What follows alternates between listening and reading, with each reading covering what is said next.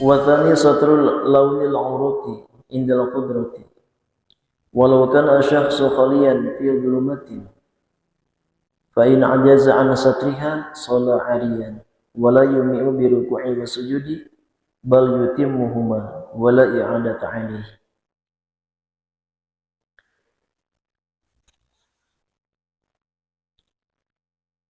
Syarat sahnya salat yang kedua adalah satru launil aurati, yaitu menutup warnanya aurat. Menutup dari siapa? An a'yunil insi hatta an nafsihi wa a'yunil jinni wal malaika. Menutup aurat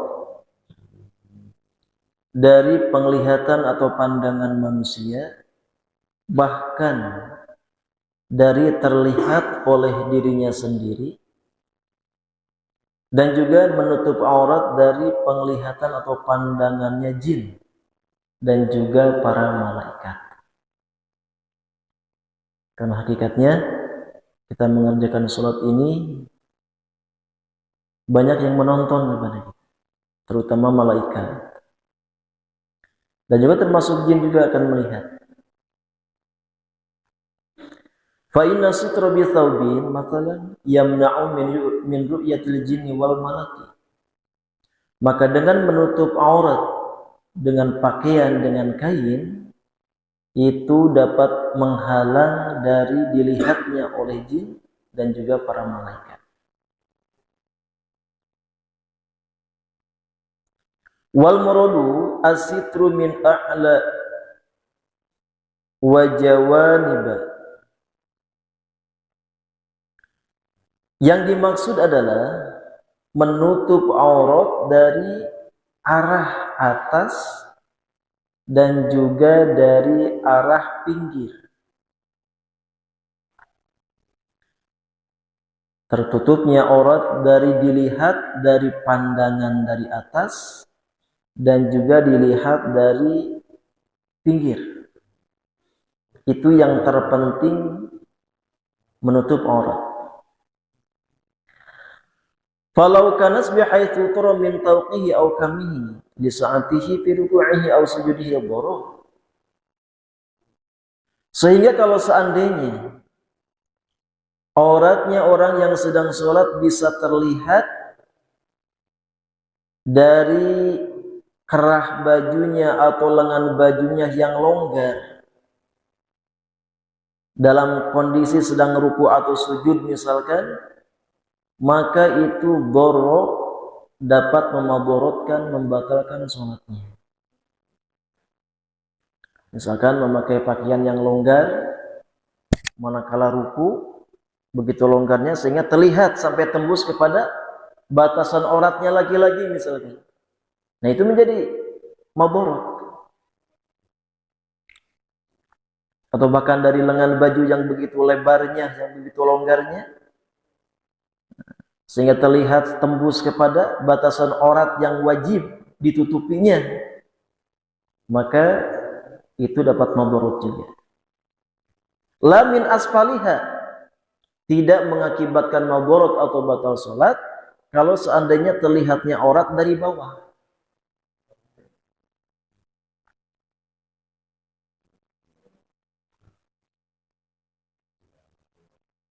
Misalkan seseorang sholat di di tempat, di panggung begitu, rumah panggung misalkan, di tempat yang tinggi, sementara tempatnya itu bolong-bolong misalkan, sehingga bisa dilihat dari bawah. Sekalipun terlihat auratnya, kalau dari bawah itu tidak madorot, itu tidak masalah. Yang harus tertutup aurat dari pandangan siapapun, dari atas dan juga dari pinggir. Kalau terlihatnya dari bawah sekalipun sengaja ada orang yang melihatnya, itu tidak masalah.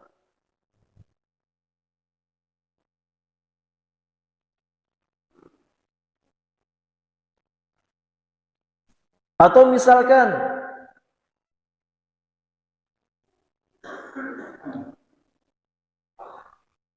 kelihatannya dari bawah itu ketika dia mengerjakan sujud. Kan otomatis kalau sujud, arah bawah kita itu menjadi di mana? Menjadi di belakang begitu. Sekalipun terlihat dari situ, karena ini merupakan bawahan juga, maka itu tidak masalah.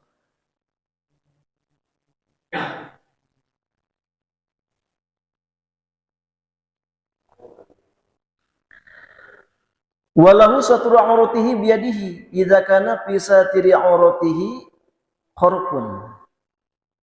Dan diperbolehkan bagi orang yang mengerjakan sholat menutupi auratnya dengan tangannya apabila di antara yang menutupi auratnya itu ada bolongnya. Misalkan di bagian paha atau di bagian apa begitu. Tidak sadar sebelumnya ternyata ini ada yang bolong. Kelihatan auratnya itu dapat membatalkan sholat. Ketika sadar dia di dalam sholat langsung ditutupi oleh tangannya misalkan. Bagaimana? Itu boleh-boleh saja. Segera ditutupi dengan tangan yang bolongnya itu.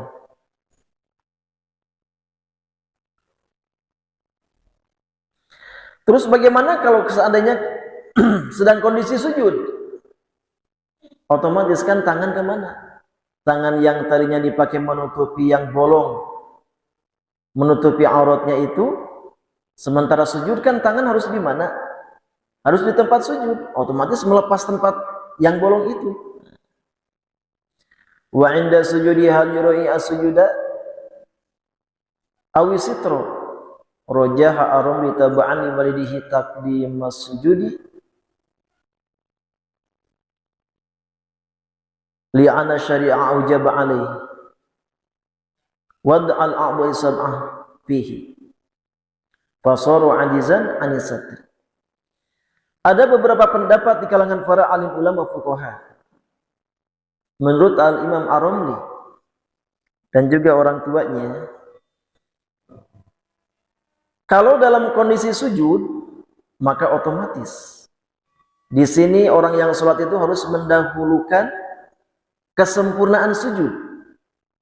Karena hukum syara telah mewajibkan kepadanya untuk menyimpan anggota sujud yang 7 di tempatnya, maka dengan demikian dia lemah di dalam menutupi auratnya. Kalau lagi duduk sih bisa-bisa saja yang bolong pakaian di daerah auratnya langsung ditutupi dengan tangan bisa, tapi manakala sujud ya otomatis dia harus menyimpan tangannya itu di tempatnya sujud. Nah, menurut Al-Imam Ar-Ramli dan juga orang tuanya memilih mengutamakan kesempurnaan sujud, menyimpan 7 anggota sujud di tempatnya, maka dengan demikian berarti auratnya terbuka. Berarti dia lemah di dalam menutupi aurat. Warajah al-Bulqini taqdim as-sitri li'annahu muttafaqun alaih inda syaikhain wa wad'u yadi fi sujudi mukhtalafun fihi wa mura'atul muttafaqi alaih aula min mura'atul mukhtalifi fihi. Akan tetapi menurut kaul rajihnya Imam Al-Bulqini, beliau memilih mendahulukan menutupi aurat dibandingkan dengan menyimpan tangan ketika sujud di tempatnya. Kenapa? Li'annahu muttafaqun alaih inda syaikhain, karena sesungguhnya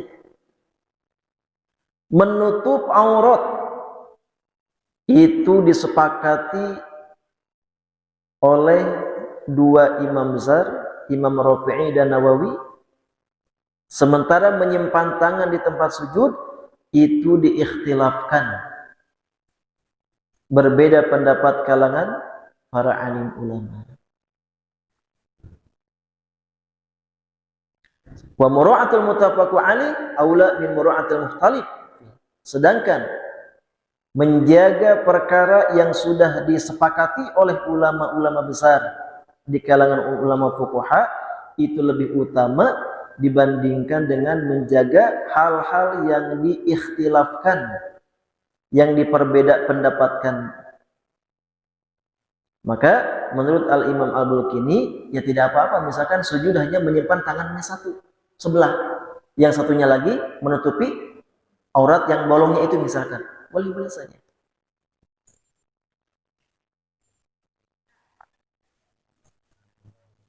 Wa hunaka qaulun bi annahu yukhayyaru bainahuma, maka di sini ini boleh dipilihkan antara memilih menyempurnakan sujud atau menyempurnakan menutup auratnya. Wa yusannu lil musalli ayal bisa li salati ahsana thiyabihi li dhahiri qoulihi ta'ala khudhu zinatakum 'inda kulli masjid. Disunahkan bagi orang yang mengerjakan salat dia memakai pakaian untuk salatnya itu ahsana thiyabihi, memakai pakaian yang terbaik. Jadi untuk salat itu disunahkan memakai pakaian yang ahsana thiyabi, pakaian yang terbaik.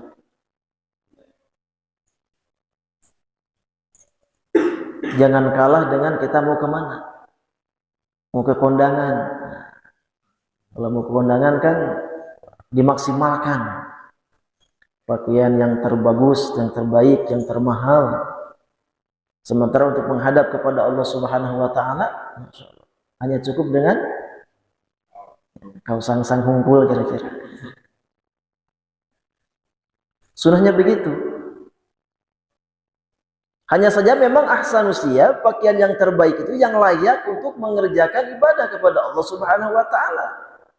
Yang terbaiknya itu di antara pakaian yang terbaik al-gamis. Pakaian yang terbaik karena itu merupakan thiyabul anbiya, pakaiannya para nabi. Para nabi terdahulu, para nabi-nabi dahulu, pakaiannya pun gamis. Itu yang terbaik. Li dhahiri qaulihi ta'ala, karena ada zahir firman-Nya Allah Subhanahu wa taala, a'udzubillahi minasyaitonir rajim. Khudhu zinatakum 'inda kulli masjid. Khudhu zinatakum. Ambillah perhiasanmu manakala setiap masuk ke masjid. Kemudian wa ayyusalliya fi thawbain. Disunahkan juga bagi orang yang melaksanakan salat memakai pakaiannya itu fi thawbain, dua pakaian. Artinya ada pakaian dalamnya, ada pakaian luarnya. Itu sunnah. Maka kalau kita lihat para syekh-syekh itu kan, para ulama-ulama itu gamisnya pun dua. Gamis yang dalam, kemudian ada lagi gamis yang luar yang tidak di apa? Yang tadi dikancing begitu. Itu sudah begitu. Termasuk bawahannya pun selain memakai sarung misalkan, kalau yang pakai koko, maka dengan memakai celana dalam juga. Itu sunnah begitu. Li khabarin, kan ada hadis Nabi, idza shalla ahadukum falyalbis thawbayhi fa innallaha ahqqu ayyazina. Apabila salat salah seorang di antara kalian, kata Rasulullah sallallahu alaihi wasallam, falyalbis thawbayhi, maka pakailah dua pakaiannya. Fa innallaha ahqqu ayyazina, karena Allah Subhanahu wa taala itu lebih hak, lebih wajib ayyazina lahu, seorang hamba mempergunakan, memaksimalkan perhiasannya, kecantikannya untuk menghadap kepada Allah Subhanahu wa ta'ala. Kadang-kadang penghormatan kita kepada Allah dengan kepada makhluk, kadang-kadang lebih kepada makhluk. Kalau kita mau menghadap kepada atasan, oh iya, dimaksimalkan. dimaksimalkan, dipersiapkan begitu. Karena takut dipecat, kira-kira begitu. Sementara untuk menghadap kepada Allah Subhanahu wa taala kita tidak takut dipecat sama Allah. Bagaimana kalau soalnya rezeki kita dipecat gawat? Tapi kita tidak takut.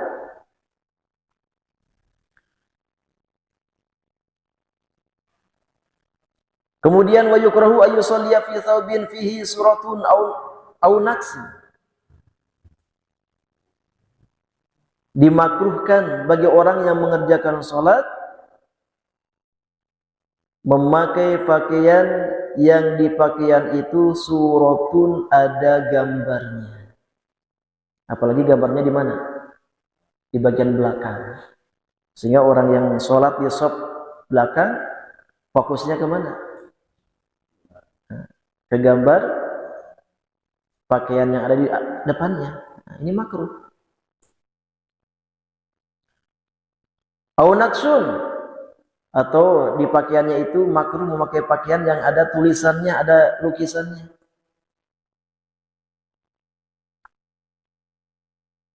Li'annahu rubbama sagalahu an salatihi, karena dengan demikian terkadang itu dapat merusak sholatnya orang yang ada di belakangnya, sehingga fokus membaca bacaan yang ada di pakaian orang itu, fokus melihat kepada gambar yang ada di pakaian punggungnya orang itu. Itu kemakruhan di dalam sholat. Kemudian wa yusalli ar-rajulu mutalatiman wal mar'ata muntaqibatan. Termasuk makruh sholat bagi laki-laki mutalatiman, sholat dengan memakai penutup wajah alias masker. Ini termasuk yang makruh kalau tidak ada darurat, kalau tidak ada madharat, terkecuali kalau memang ada madharat. Kalau dalam kondisi normal memakai masker bagi laki-laki itu hukumnya makruh.